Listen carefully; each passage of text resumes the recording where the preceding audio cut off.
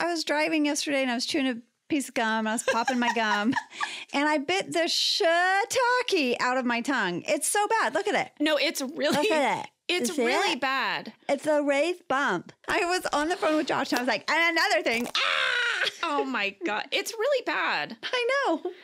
It really hurts.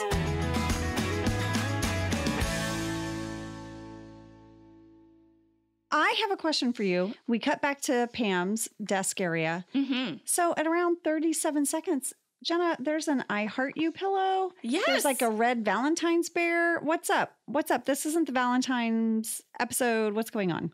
I don't know. I had those same things. I noticed that, yes, at 37 seconds, there's a really great shot of my desk. What's up with that? I also have a yoga card. Well, I gave that to you. You did? Yes. That's from you? That's from me. So that's one of my cards for today. So I had written you a card. I had bought those little yoga cards at Target. Uh-huh. You know, you can get like a pack of 10. Yeah. And she had like a little pink outfit on. She's doing like down downward dog.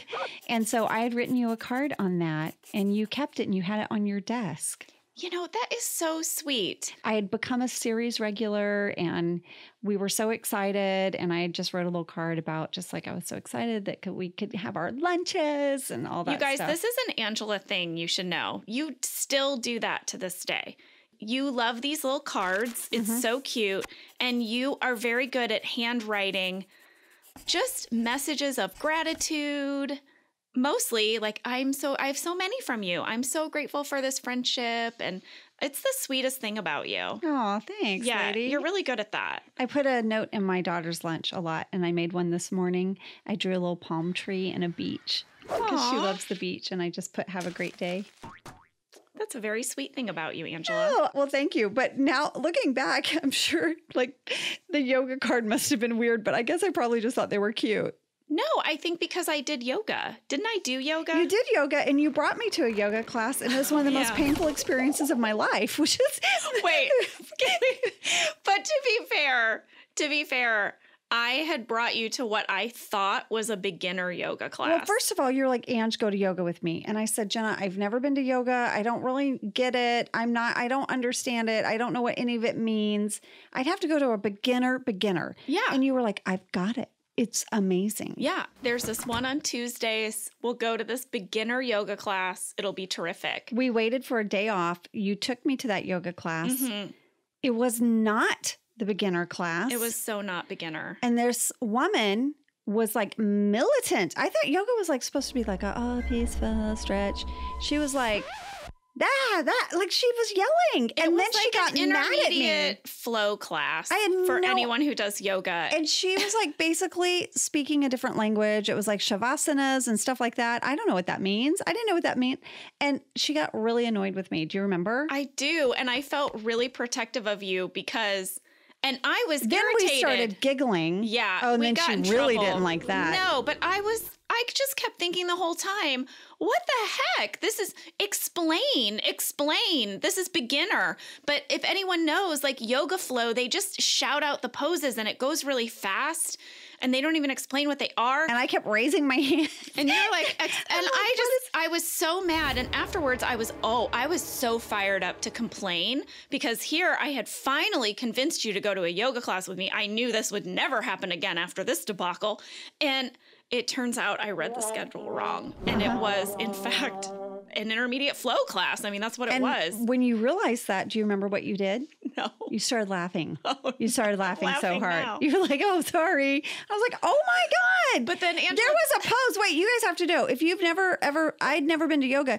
There was a pose where they all frickin' stood on their head. They put their feet in the air and they rolled up on their shoulders on their Yeah. head and neck. I thought I was going to die. Well, I don't know if you remember, Angela, but the next day you called me and you said, I can't put my hair in a ponytail because I can't put my arms above my head. I'm so sore. I was so sore. I've never been bent that way.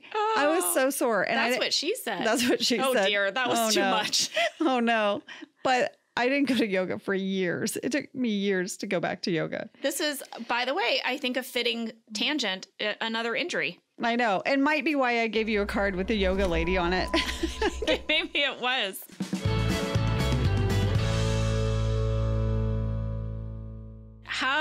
did Dwight driving into the pole work? Was he driving or was it someone else?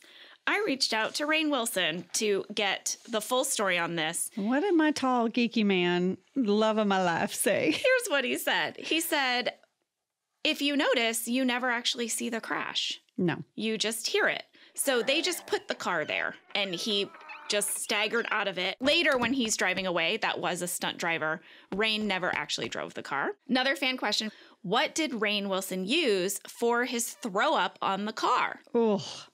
Cream of potato soup. Ugh.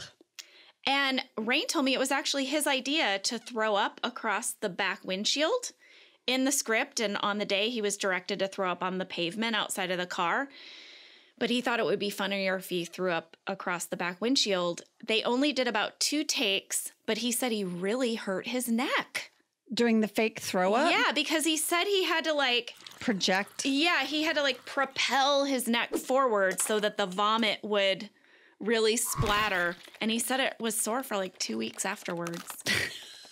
So Rainn Wilson got an injury filming the injury. I'm sorry, this is the kind of stuff when I always felt like as a cast and as a show, we didn't travel well. We'd be safety meeting, right? We have a candle. We have fake throw up.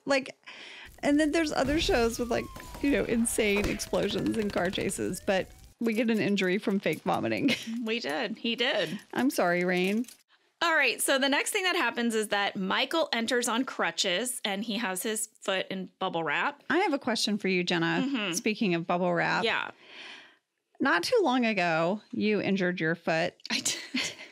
Hiking, right? Weren't you hiking and you hurt your foot? Yeah, I did. And then you started wearing this big boot around, but then the boot started rubbing your shin. And then one day you showed up and I could hear Yeah. And I said, what is that noise? And I looked down at your boot and sticking out from your boot is bubble wrap. Yeah. What? So these boots, they have these metal rods in them, which are what keep your foot stable, right? And they was pressing into my shin.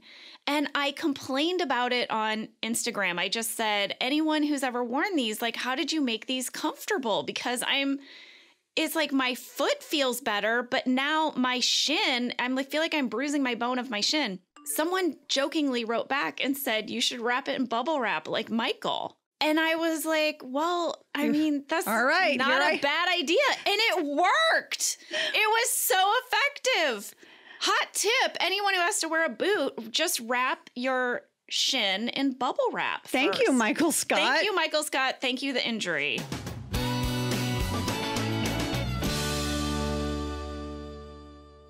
All right. A ton of people wrote in about this conspiracy theory that Steve had a prop foot that he propped up on the pillow, and they sent these pictures that seem to imply that his body is doing something that a normal human body couldn't do. No, that's Steve's foot. That is Steve's foot. Yeah. But I got so many emails and so many comments about it. That's crazy. That I started, we were there. We know there was no fake foot on a pillow. No. But the pictures were so convincing that I reached out to Steve. Oh my God, Jenna. I bothered Steve Carell. You were like, Steve, is that your foot? And he's like, what are you talking about? I'm guessing. He's like, it was 11 at night. He's like, first of all, hi, Jenna. I hope you're well. Yeah, that was my foot. I wrote Steve this email message. It was 11 p.m. I was like, Steve, I feel like I know the answer to this. And I sort of explained it. And also, I'm not drunk. And he wrote back and he was like, is this what it's come to? No. This is what we talk about on the podcast. And he was like, it was not a fake foot. It was my foot. It was his foot. I even remember him having to go special to hair and makeup because they put those divots on the bottom. The grill marks. The grill marks. That was special effects makeup. Yeah. A lot of people asked how they did that. There's this putty that they use to make those, and they glue it on your foot with a special glue. And then spearmint glue or something like that. It is called spearmint glue. Yeah. But then they'll use this airbrush makeup machine and then to make it blend, and then they'll stipple. It's pretty highlight on it. It's pretty amazing. Stipple? Stipple. That is what it is called. A stipple sponge. It is. Yeah. Did you not take like theater makeup 101? Watch yourself. Well, in my theater training, no, I didn't. We had to buy a Ben Nye makeup kit, which included a stipple sponge. Well, I was doing comedy. I was doing improv on stage while you were playing with your sponge.